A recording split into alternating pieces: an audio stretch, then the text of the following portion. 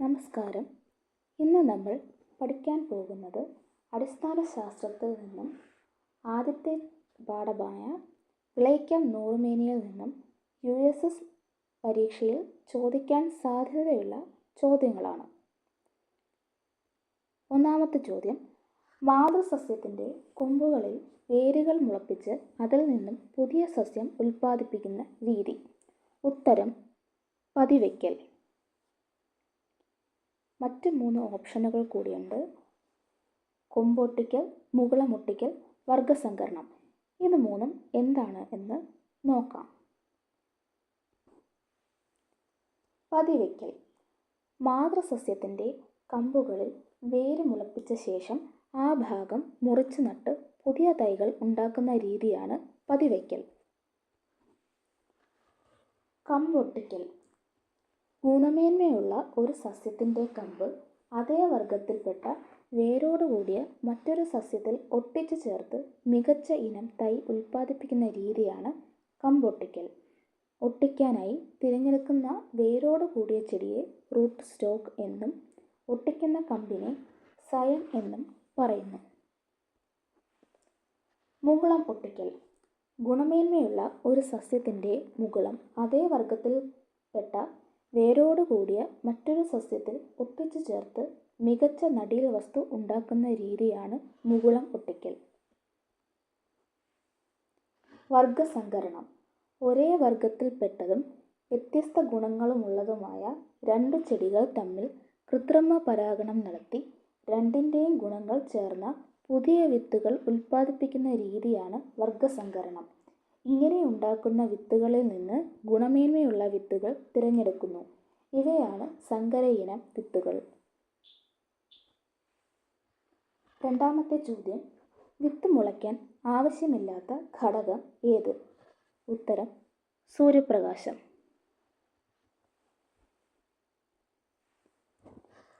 മൂന്നാമത്തെ ചോദ്യം: താഴെ പറയുന്ന മാവിനങ്ങളിൽ സ്റ്റോക്കായി തിരഞ്ഞെടുക്കാവുന്ന മാവിനം ഏതാണ്? ഉത്തരം: നാടൻ മാവ്. നാലാമത്തെ ചോദ്യം: ഒരു സസ്യത്തിൻ്റെ ഒരേ പ്രായത്തിലുള്ള ആയിരക്കണക്കിന് തൈകൾ ഉണ്ടാക്കാൻ സഹായകമായ രീതി ഏതാണ്? ഉത്തരം: ടിഷ്യൂ കൾച്ചർ. ബഡ്ഡിംഗ് എന്ന് പറയുന്നത് ഒരു ചെടിയുടെ മുകുളം മറ്റൊരു ചെടിയിൽ ഒട്ടിക്കുന്നതിനെയാണ് മുകുളം ഒട്ടിക്കൽ അഥവാ ബഡ്ഡിംഗ് എന്ന് പറയുന്നത്. ഗ്രാഫ്റ്റിംഗ് എന്ന് പറയുന്നത് ഒരു ചെടിയുടെ കമ്പ് വേരോട് കൂടിയ മറ്റൊരു ചെടിയുടെ ഒട്ടിക്കുന്നതിനെയാണ് കമ്പൊട്ടിക്കൽ അഥവാ ഗ്രാഫ്റ്റിംഗ് എന്ന് പറയുന്നത്. ഒരു ചെടിയുടെ അല്ലെങ്കിൽ മാതൃസസ്യത്തിൻ്റെ തണ്ടിൽ നിന്നും വേരുകൾ മുളപ്പിക്കുന്ന രീതിയാണ് ലെയറിംഗ് എന്ന് പറയുന്നത്. ടിഷ്യൂ കൾച്ചറിൽ ഒരു സസ്യത്തിൽ നിന്നും ടിഷ്യൂകൾ വേർതിരിച്ച് അവയിൽ നിന്നും തൈകൾ ഉൽപ്പാദിപ്പിക്കുന്ന രീതിയാണ്. ഈ രീതിയിൽ നമുക്ക് ഒരുപാട് സസ്യങ്ങൾ ഉണ്ടാക്കാൻ സാധിക്കും. ഉണ്ടാക്കുന്ന സസ്യങ്ങൾക്കെല്ലാം ഒരേ പ്രായവും ആയിരിക്കും.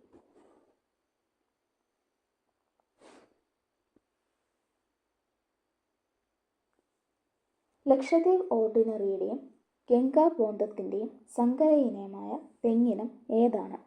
ഉത്തരം: ലക്ഷഗംഗ.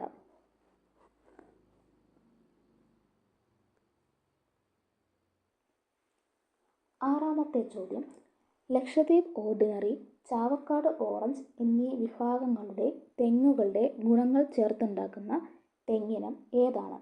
ഉത്തരം: ചന്ദ്രലക്ഷ. ഏഴാമത്തെ ചോദ്യം: പ്രിയങ്ക ഏത് സസ്യത്തിൻ്റെ സങ്കര ഇനമാണ്? ഉത്തരം: പാവൽ.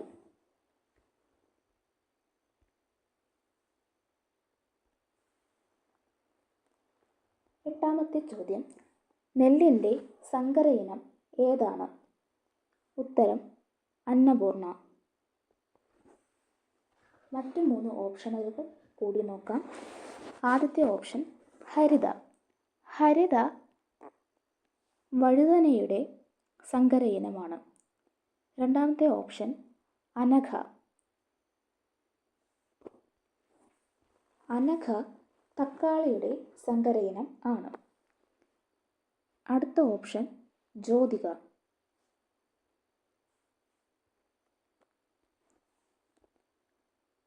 ജ്യോതിക പയറിൻ്റെ സങ്കരയിനം ആണ്. 9ാമത്തെ ചോദ്യം, ഉജ്ജ്വല ഏത് സസ്യത്തിൻ്റെ സങ്കരയിനമാണ്? ഉത്തരം പച്ചമുളക്. ഏതാനും പ്രധാനപ്പെട്ട ചില സങ്കരയിനം വിത്തുകൾ നോക്കാം. ഒന്നാമത്തേത് നെല്ല്. നെല്ലിൻ്റെ സങ്കരയിനം വിത്തുകളാണ് പവിത്ര, ഹ്രസ്വ, അന്നപൂർണ. പയറിൻ്റെ സങ്കരയിനം വിത്തുകളാണ് ലോല, മാലിക, ഭാഗ്യലക്ഷ്മി, ജ്യോതിക. പച്ചമുളകിൻ്റെ സങ്കരയിനം വിത്തുകളാണ് ഉജ്ജ്വല, ജ്വാലാമുഖി, അനുഗ്രഹ. വെണ്ടയുടെ സങ്കരയിനം വിത്തുകളാണ് കിരൺ, അർക്ക, അനാമിക, സൽകീർത്തി. വഴുതനയുടെ സങ്കരയിനം വിത്തുകളാണ് സൂര്യ, ശ്വേത, ഹരിത, നീലിമ. തക്കാളിയുടെ സങ്കരയിനം വിത്തുകളാണ് മുക്തി, അനഘ, അക്ഷയ. സങ്കരയിനം തെങ്ങുകൾ ഏതൊക്കെയാണെന്ന് നോക്കാം. ചന്ദ്രശേഖര, ചാവക്കാട് ഓറഞ്ചിൻ്റെയും വെസ്റ്റ് കോസ്റ്റ് ടോളിൻ്റെയും സങ്കരയിനം തെങ്ങാണ്. ലക്ഷഗംഗ, ലക്ഷദ്വീപ് ഓർഡിനറിയുടെയും ഗംഗാബോധത്തിൻ്റെയും സങ്കരയിനം തെങ്ങാണ്. ചന്ദ്രലക്ഷണ, ലക്ഷദ്വീപ് ഓർഡിനറിയുടെയും ചാവക്കാട് ഓറഞ്ചിൻ്റെയും സങ്കരയിനം തെങ്ങാണ്. 10ാമത്തെ ചോദ്യം, കേന്ദ്ര കിഴങ്ങുവിള ഗവേഷണ കേന്ദ്രം എവിടെയാണ്? ഉത്തരം തിരുവനന്തപുരം. ചില കാർഷിക ഗവേഷണ കേന്ദ്രങ്ങളെക്കുറിച്ച് പാഠഭാഗത്ത് പരാമർശിച്ചിട്ടുണ്ട്. അത് ഏതൊക്കെയാണെന്ന് നോക്കാം. ഒന്നാമത്തേത് കേരള കാർഷിക സർവകലാശാല, KAU, മണ്ണുത്തി, തൃശ്ശൂർ. കേരളത്തിലെ ഏറ്റവും പ്രധാനപ്പെട്ട കാർഷിക ഗവേഷണ കേന്ദ്രമാണ് കേരള കാർഷിക സർവകലാശാല. വിവിധയിനം വിളകൾ, മൃഗങ്ങൾ, പക്ഷികൾ മുതലായവയെക്കുറിച്ചുള്ള ഗവേഷണങ്ങളും വിജ്ഞാന വ്യാപന പരിപാടികളുമാണ് മുഖ്യ പ്രവർത്തനങ്ങൾ.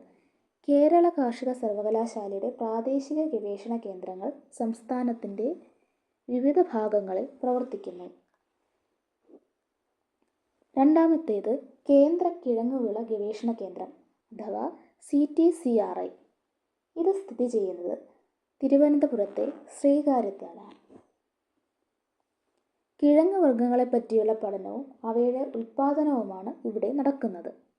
മൂന്നാമത്തേത് റബ്ബർ റിസർച്ച് ഇൻസ്റ്റിറ്റ്യൂട്ട് അഥവാ RRII. കോട്ടയത്താണ് ഇത് സ്ഥിതി ചെയ്യുന്നത്. അത്യുൽപാദന ശേഷിയുള്ളതും വിവിധ ഭൂവിഭാഗങ്ങൾക്ക് അനുയോജ്യവുമായ റബ്ബർ ഇനങ്ങൾ വികസിപ്പിക്കുകയാണ് ഇവിടെ ചെയ്യുന്നത്.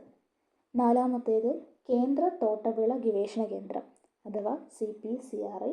കാസർഗോഡാണ് സ്ഥിതി ചെയ്യുന്നത്. തെങ്ങ്, കവുങ്ങ്, കൊക്കോ തുടങ്ങിയവയെക്കുറിച്ചുള്ള ഗവേഷണമാണ് ഇവിടെ നടക്കുന്നത്. 11ാമത്തെ ചോദ്യം, ഒരു ചെടിയിൽ ഒന്നിലധികം വർണ്ണങ്ങളുള്ള പൂക്കൾ ഉണ്ടാക്കാൻ ഏറ്റവും അനുയോജ്യമായ രീതി ഏതാണ്? ഉത്തരം ബഡ്ഡിംഗ്. എന്തുകൊണ്ടാണ് ബഡ്ഡിംഗ് അനുയോജ്യമായ രീതിയായി മാറുന്നത്? ബഡ്ഡിംഗ് ചെയ്യുന്നത് എങ്ങനെയാണ്?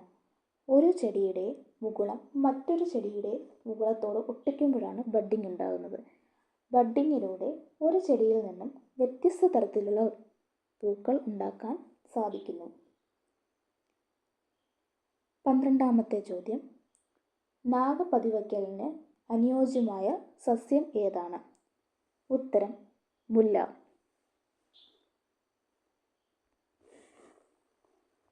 പതിവയ്ക്കൽ എന്താണെന്നും വിവിധ തരം പതിവയ്ക്കലും അത് ചെയ്യുന്ന സസ്യങ്ങളും അവയുടെ പ്രത്യേകതകളും എന്തൊക്കെയാണെന്ന് പാഠഭാഗത്ത് നിന്ന് നമുക്ക് മനസ്സിലാക്കാം. മാതൃസസ്യത്തിൻ്റെ കമ്പുകളിൽ വേര് മുളപ്പിച്ചതിന് ശേഷം ആ ഭാഗം മുറിച്ചു നട്ട് പുതിയ തൈകൾ ഉണ്ടാക്കുന്ന രീതിയാണ് പതിവയ്ക്കൽ. അതായത് ഒരു സസ്യത്തിൽ നിന്നും, അതായത് മാതൃസസ്യത്തിൽ നിന്നും വേരുകൾ മുളപ്പിച്ചതിന് ശേഷം മാത്രമേ ആ വേരുകൾ മുളപ്പിച്ച ഭാഗത്തെ മാതൃസസ്യത്തിൽ നിന്നും വേർപെടുത്തി മറ്റൊരു സസ്യമായി വളർത്തുകയുള്ളൂ. ആ രീതിയെയാണ് പതിവയ്ക്കലെന്ന് പറയുന്നത്. 2 തരത്തിലുള്ള പതിവയ്ക്കലാണ് ഉണ്ടാകുന്നത്. ഒന്ന് വായുവേൽ പതിവയ്ക്കൽ അഥവാ എയർ ലെയറിംഗ്.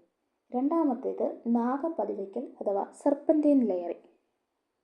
എയർ ലെയറിംഗ് എന്ന് പറയുന്നത് പ്രധാനമായും മണ്ണിൽ നിന്നും മുകളിലേക്ക് വളരുന്ന സസ്യങ്ങളിലാണ് ചെയ്യുന്നത്. അതായത് ഉയരം കൂടിയ സസ്യങ്ങളിലാണ് ചെയ്യുന്നത്.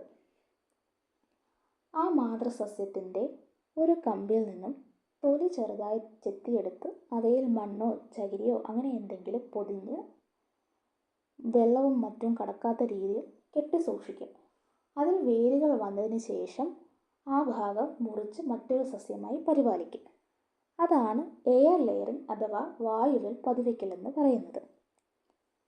രണ്ടാമത്തേത് നാഗപതിവയ്ക്കൽ അഥവാ സെർപ്പൻറ്റൈൻ ലെയറിംഗ്. സെർപ്പൻറ്റൈൻ ലെയറിംഗ് ചെയ്യുന്നത് മണ്ണിനോട് ചേർന്ന് അല്ലെങ്കിൽ മണ്ണിൽ പടർന്ന് പിടിക്കുന്ന രീതിയിൽ അല്ലെങ്കിൽ മറ്റൊരു സസ്യത്തിൽ പടർന്നു പിടിക്കുന്ന രീതിയിൽ വളരുന്ന ചെടികളിലാണ് ചെയ്യുന്നത്.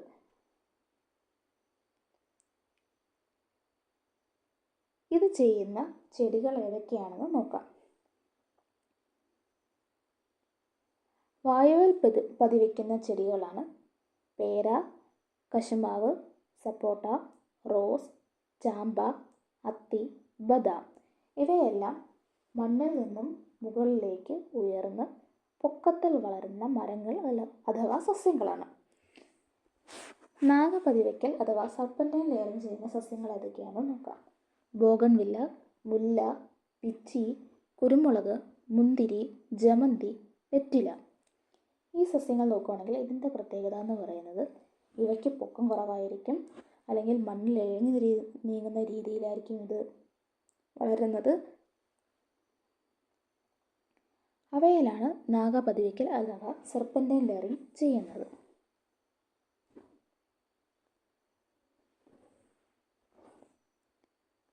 പതിവച്ചുണ്ടാക്കുന്ന സസ്യങ്ങളുടെ ചില സവിശേഷതകൾ കൂടി നമുക്ക് നോക്കാം. ഒന്നാമത്തെ സവിശേഷത, മാതൃസസ്യത്തിൻ്റെ ഗുണങ്ങൾ ഉണ്ടാവും. മാതൃസസ്യത്തിൽ നിന്ന് ഒരു ഭാഗം തന്നെയാണല്ലോ നമ്മൾ പതിവച്ച് ആ സസ്യമായി മാറ്റുന്നത്. അതുകൊണ്ട് തന്നെ മാതൃസസ്യത്തിൻ്റെ എല്ലാ ഗുണങ്ങളും ആ പുതിയ സസ്യത്തിനും ഉണ്ടായിരിക്കുന്നതായിരിക്കും. ചെടിയുടെ വലുപ്പവും ആയുർദൈർഘ്യവും കുറവായിരിക്കും.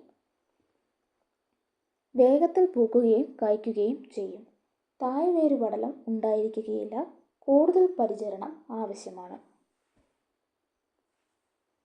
ഈ പാഠഭാഗത്തു നിന്നും വരുന്ന മറ്റ് ചോദ്യങ്ങൾ അടുത്ത വീഡിയോയായി ചെയ്യുന്നതാണ്.